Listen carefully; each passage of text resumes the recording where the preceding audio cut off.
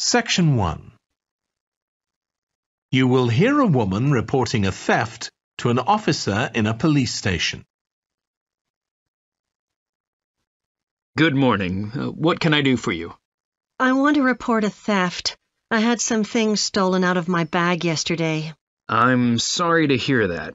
Right, so I'll need to take a few details. Can I start with your name? Louise Taylor. Okay, thank you. And are you resident in the UK? No, I'm actually Canadian, though my mother was British. And your date of birth? December 14th, 1977. So you're just visiting this country? That's right.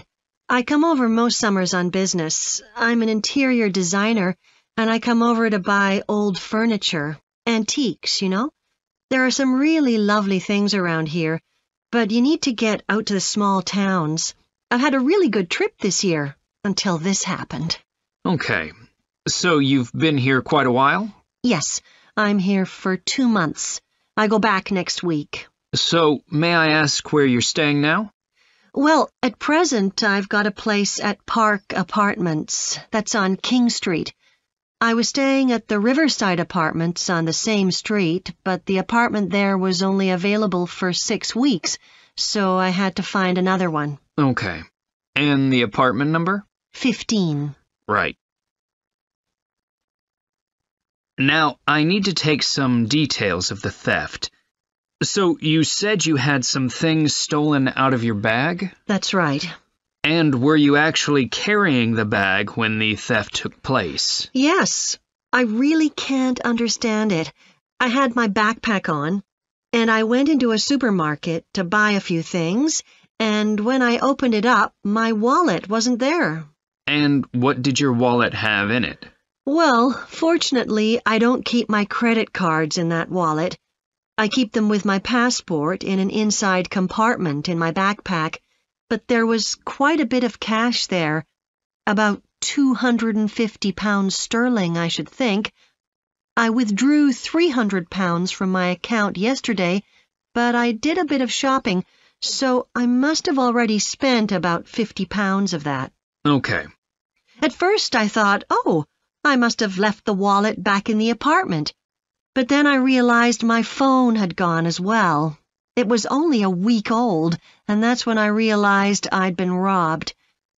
Anyway, at least they didn't take the keys to my rental car. Yes. So, you say the theft occurred yesterday? Yes. So that was September the 10th? And do you have any idea at all of where or when the things might possibly have been stolen? Well, at first I couldn't believe it because the bag had been on my back ever since I left the apartment after lunch. It's just a small backpack, but I generally use it when I'm traveling because it seems safer than a handbag. Anyway, I met up with a friend, and we spent a couple of hours in the museum.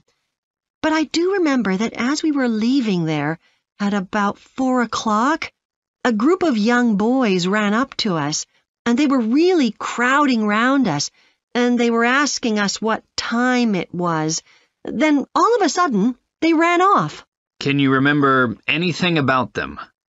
The one who did most of the talking was wearing a T-shirt with a picture of something.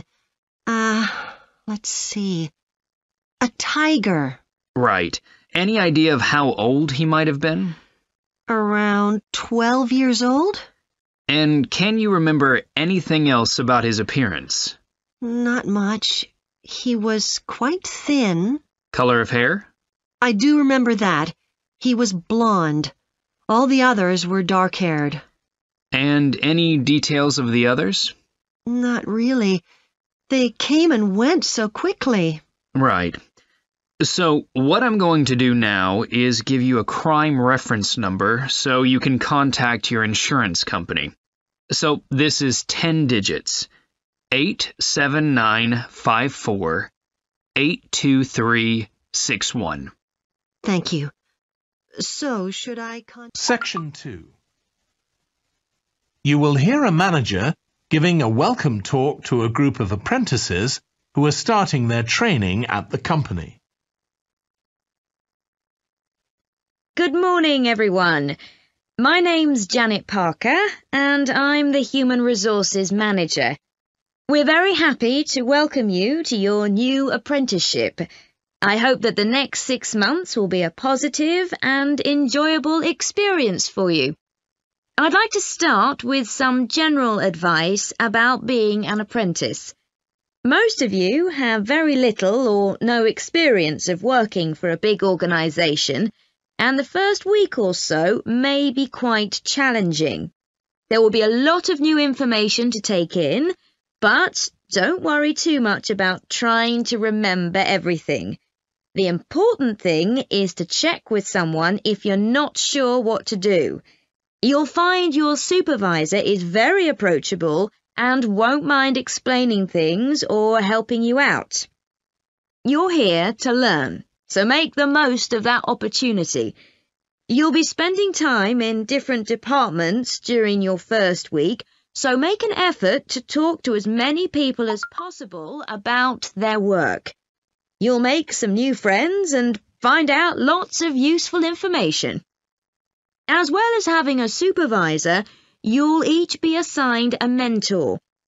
This person will be someone who's recently completed an apprenticeship, and you'll meet with them on a weekly basis. Their role is to provide help and support throughout your apprenticeship. Of course, this doesn't mean they'll actually do any of your work for you. Instead, they'll be asking you about what goals you've achieved so far, as well as helping you to identify any areas for improvement. You can also discuss your more long-term ambitions with them as well. Now, I just want to run through a few company policies for our apprenticeship scheme with you.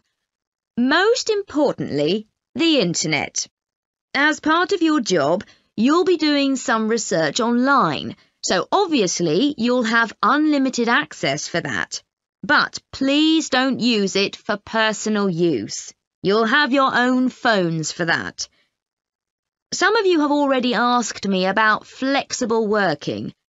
After your probationary 3-month period, some of you will be eligible for this, but it will depend on which department you're in and what your personal circumstances are, so please don't assume you'll automatically be permitted to do this. I want to make sure there's no confusion about our holiday policy. Apart from any statutory public holidays, we ask that you don't book any holidays until after your 6-month apprenticeship has finished. Time off should only be taken if you are unwell. Please speak to your supervisor if this is going to be a problem. You'll be expected to work a 40-hour week, but there may be opportunities to do overtime during busy periods. Although you're not required to do this, it can be a valuable experience, so we advise you to take it up if possible. Obviously, we understand that people do have commitments outside work, so don't worry if there are times when you are unavailable. As you know, we don't have a formal dress code here. You may wear casual clothes as long as they're practical. And the only restriction for shoes we have is on high heels for health and safety reasons. Comfortable shoes like trainers are preferable. There's a heavily subsidised canteen on site where you can get hot meals or salads cheaply. Snacks and drinks are also provided, so we've decided to introduce a no-packed lunch policy. This is partly to encourage healthy eating at work and partly to stop people from eating at their workstation, which is unhygienic. Okay, moving on to... Okay, so what I'd like you to do now is to talk to your partner about your presentations on urban planning. You should have done most of the reading now, so I'd like you to share your ideas and talk about the structure of your presentation and what you need to do next. OK, Rob, I'm glad we chose quite a specific topic, cities built next to the sea. It made it much easier to find relevant information. Yeah, and cities are growing so quickly. I mean, we know that more than half the world's population lives in cities now. Yeah, though that's all cities, not just ones on the coast. But most of the biggest cities are actually built by the sea. I'd not realised that before. Nor me. And what's more, a lot of them are built at places where rivers come out into the sea, but apparently this can be a problem. Why? Well, as the city expands, agriculture and industry tend to spread further inland along the rivers, and so agriculture moves even further inland up the river. That's not necessarily a problem, except it means more and more pollutants are discharged into the rivers. So these are brought downstream to the cities? Right. Did you read that article about Miami on the east coast of the USA? No. Well, apparently back in the 1950s, they built channels to drain away the water in case of flooding. Sounds sensible. Yeah, they spent quite a lot of money on them, but what they didn't take into account was global warming. So they built the drainage channels too close to sea level, and now sea levels are rising, they're more or less useless. If there's a lot of rain, the water can't run away. There's nowhere for it to go. The whole design was faulty. So what are the authorities doing about it now? I don't know. I did read that they're aiming to stop disposing of wastewater into the ocean over the next 10 years. But that won't help with flood prevention now, will it? No, really, they just need to find the money for something to replace the drainage channels in order to protect against flooding now. But in the long term, they need to consider the whole ecosystem. Right. Really, though, coastal cities can't deal with their problems on their own, can they? I mean, they've got to start acting together at an international level instead of just doing their own thing. Absolutely. The thing is, everyone knows what the problems are, and environmentalists have a pretty good idea of what we should be doing about them, so they should be able to work together to some extent. But it's going to be a long time before countries come to a decision on what principles they're prepared to abide by. Yeah, if they ever do. So, I think we've probably got enough for our presentation. It's only 15 minutes. OK, so I suppose we'll begin with some general historical background about why coastal cities were established. But we don't want to spend too long on that. The other students will already know a bit about it. It's all to do with communications and so on. Yes. We should mention some geographical factors, things like wetlands and river estuaries and coastal erosion and so on. We could have some maps of different cities with these features marked. On a handout, you mean? Or some slides everyone can see? Yeah, that'd be better. It'd be good to go into past mistakes in a bit more detail. Did you read that case study of the problems there were in New Orleans with flooding a few years ago? Yes, we could use that as the basis for that part of the talk. I don't think the other students will have read it, but they'll remember hearing about the flooding at the time. OK. So that's probably enough background. So then we'll go on to talk about what action's been taken to deal with the problems of coastal cities. OK. What else do we need to talk about? Maybe something on future risks, looking more at the long term if populations continue to grow? Yeah, we'll need to do a bit of work there. I haven't got much information, have you? No, we'll need to look at some websites. Shouldn't take too long. OK. And I think we should end by talking about international implications. Maybe we could ask people in the audience. We've got people from quite a lot of different places. That'd be interesting, if we have time, yes. So now, shall we go on? Section 4. You will hear part of a lecture on renewable energy that uses the power of the sea. Producing enough energy to meet our needs has become a serious problem. Demand is rising rapidly because of the world's increasing population and expanding industry. Burning fossil fuels like gas, coal and oil seriously damages the environment, and they'll eventually run out. For a number of years now, scientists have been working out how we can derive energy from renewable sources, such as the sun and wind, without causing pollution. Today, I'll outline marine renewable energy, also called ocean energy, which harnesses the movement of the oceans. Marine renewable energy can be divided into three main categories: wave energy, tidal energy, and ocean thermal energy conversion. And I'll say a few words about each one. First, wave energy.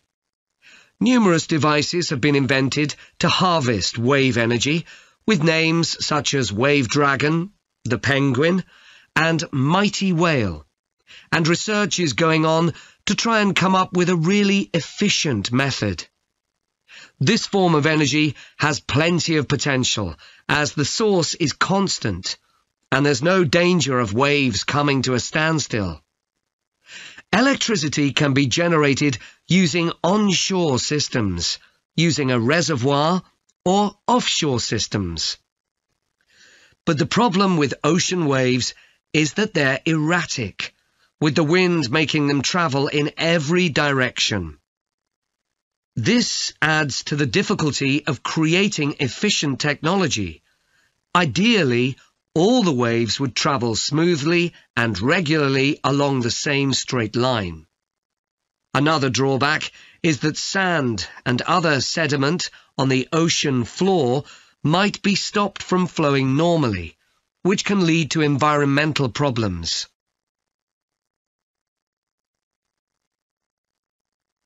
The second category of marine energy that I'll mention is tidal energy. One major advantage of using the tide, rather than waves, as a source of energy, is that it's predictable. We know the exact times of high and low tides for years to come. For tidal energy to be effective, the difference between high and low tides needs to be at least 5 meters. And this occurs naturally in only about 40 places on Earth. But the right conditions can be created by constructing a tidal lagoon, an area of seawater separated from the sea. One current plan is to create a tidal lagoon on the coast of Wales. This will be an area of water within a bay at Swansea, sheltered by a U-shaped breakwater, or dam, built out from the coast. The breakwater will contain 16 hydro turbines, and as the tide rises, water rushes through the breakwater, activating the turbines, which turn a generator to produce electricity. Then, for 3 hours as the tide goes out, the water is held back within the breakwater, increasing the difference in water level until it's several meters higher within the lagoon than in the open sea. Then, in order to release the stored water, gates in the breakwater are opened. It pours powerfully out of the lagoon, driving the turbines in the breakwater in the opposite direction and again generating thousands of megawatts of electricity. As there are 2 high tides a day, this lagoon scheme would generate electricity 4 times a day, every day, for a total of around 14 hours in every 24, and enough electricity for over 150,000 homes. This system has quite a lot in its favour. Unlike solar and wind energy, it doesn't depend on the weather. The turbines are operated without the need for fuel, so it doesn't create any greenhouse gas emissions, and very little maintenance is needed. It's estimated that electricity generated in this way will be relatively cheap, and that manufacturing the components would create more than 2,000 jobs, a big boost to the local economy. On the other hand, there are fears that lagoons might harm both fish and birds, for example by disturbing migration patterns and causing a build-up of silt, affecting local ecosystems. There are other forms of tidal energy, but I'll go on to the third category of marine energy, ocean thermal energy conversion. This depends on there being a big difference in temperature between surface water and the water a couple of kilometres below the surface, and this occurs in tropical coastal areas. The idea is to bring cold water up to the surface using a submerged pipe. The concept dates back to 1881.